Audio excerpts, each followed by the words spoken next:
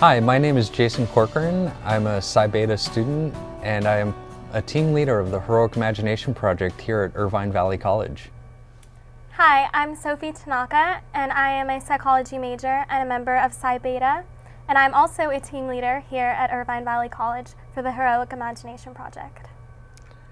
So today I'll be talking to you about what the Heroic Imagination Project is. It is a research-based organization which provides knowledge, tools, strategies, and exercises to individuals and groups to help them to overcome social psychological forces which can keep them from taking mindful action at crucial moments. It also supports empirical academic research.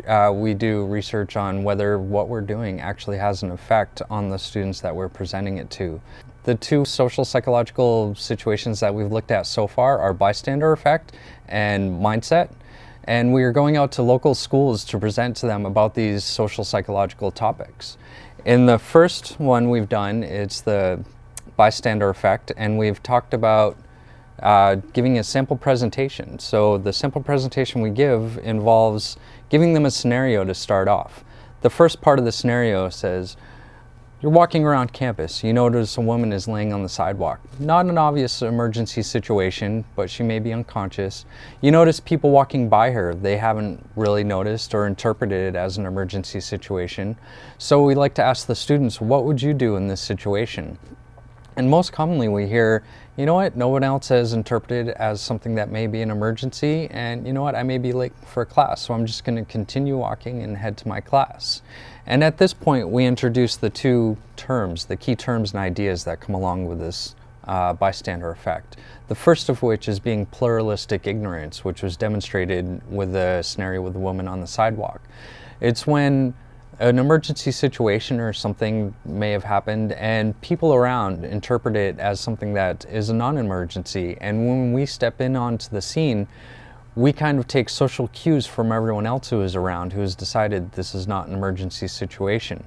The other aspect is the diffusion of responsibility, basically stating that if something type of emergency event happens within a large crowd of people, that we are less likely to respond to this emergency. And this is due to what is called diffusion of responsibility. We're thinking there may be somebody else who is able to help. Somebody else may have more time to actually help. Someone else may actually step in, call 911, and actually do something to help in this situation. At this point, we show two videos, one of which shows a lot of these situations, ideally with people on a subway. There's one person laying down on a platform at a subway and people walking by. It's obviously rush hour, probably business time. The first scenario shows a woman laying on the stairs. She's lying there for about 4 minutes before somebody actually steps in and help. And this is a great example of pluralistic ignorance. People are interpreting what other people are doing and seeing it as an event that's non-threatening. The other instance, which is really interesting, there's a man laying on the sidewalk actually looking like he's physically in pain, saying, ouch, I'm hurt, somebody please help me. And for 20 minutes, people walk by him without helping, which is amazing. After we show these videos, we like to ask, what did you see in this video? Did you see, what were these people thinking? Where may they have been going? And like, what was actually happening in the video? And what could they have done differently? After this, we engage in group discussions where we give a few more scenarios, and we'd like to find out, maybe in their own lives, when they've been in situations where the bystander effect has been happening and how they may have reacted in this situation.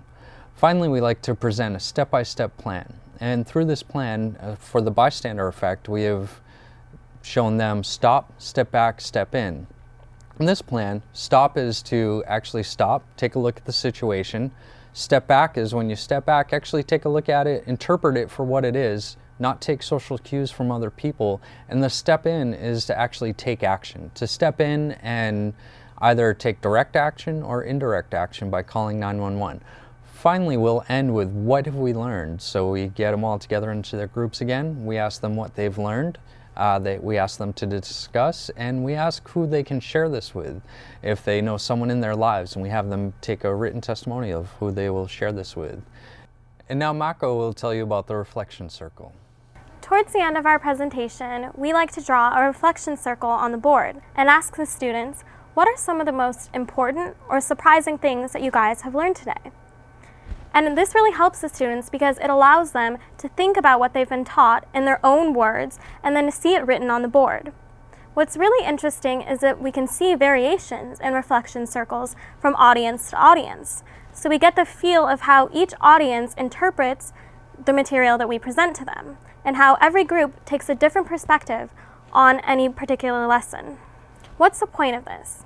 Well, we want to encourage pro-social behavior. So in the case of the bystander effect, we want people to be able to step up and take action in either everyday or emergency situations. We also want to encourage critical thinking. So in the case of our mindset lesson, we want our audience to think about the thinking process and to realize that their skills and their intelligence are not things that are set in stone, but things that can be improved upon and strengthened through hard work and effort. And of course, being a part of the Heroic Imagination Project, we want to encourage our audience to be everyday heroes. What have we learned? We've learned a lot about what it means to collaborate as a team. And the biggest thing that we've learned is the importance of communication. And that means communication within the group, communication between the group and the venue that we present at, and communication between the group of students and the faculty that they work with. We've also learned a lot about how to prepare for and give an effective presentation. This means getting to the place we're presenting at ahead of time so that we can save time for any technical difficulties that might occur. And also this means we like to give our students name tags so that it's easier for us to call on them by name during the course of our presentation. Thank you, Mako. And now we're going to take a look at testimonials from team members and project leaders. Hi, I'm AJ Sanducci, and I'm part of the Heroic Imagination Project. HIP has taught me a variety of amazing things, anywhere from understanding that our brain is constantly growing, it's constantly changing, we can learn new things and adapt to new various different things as well. HIP has taught me something very important, which is how to work as a team. I have straightened my team bonding skills because of HIP, and just HIP is such a marvelous idea and a great thing that I'm a part of, and I really, really am happy that I'm a part of it. I guess the biggest takeaway of being part in this project is that by doing small things makes you an everyday hero, and that is doing your ordinary duties extraordinarily well. Hi, my name is Yaz, and I'm part of the Heroic Imagination Project. And from this project, I've actually learned a lot about the research process. And I've had a lot of guidance, and it's been really good for me to learn about research through this whole project. And it's just been all a really good experience, and I'm really looking forward to doing more of it. Well, the HIP project has been a lot of fun for us. You know, we've got to talk to a couple high schools so far already, and what I'm getting out of it is a little bit of a possible career path. Now that I've done a couple presentations in front of a couple high school classes, I've learned that I really enjoy connecting with the students and seeing the light bulbs go off when they capture your ideas. So now I'm thinking, you know what, teaching is a possibility, and it's something for me to look forward to as I continue down my career path. So as you can see, being a part of the Heroic Imagination Project has had a profound effect on all of us who have gotten the opportunity to participate in it. And we thank you for taking the time to take a look at our presentation, and we hope you have learned something useful from what we have shown you.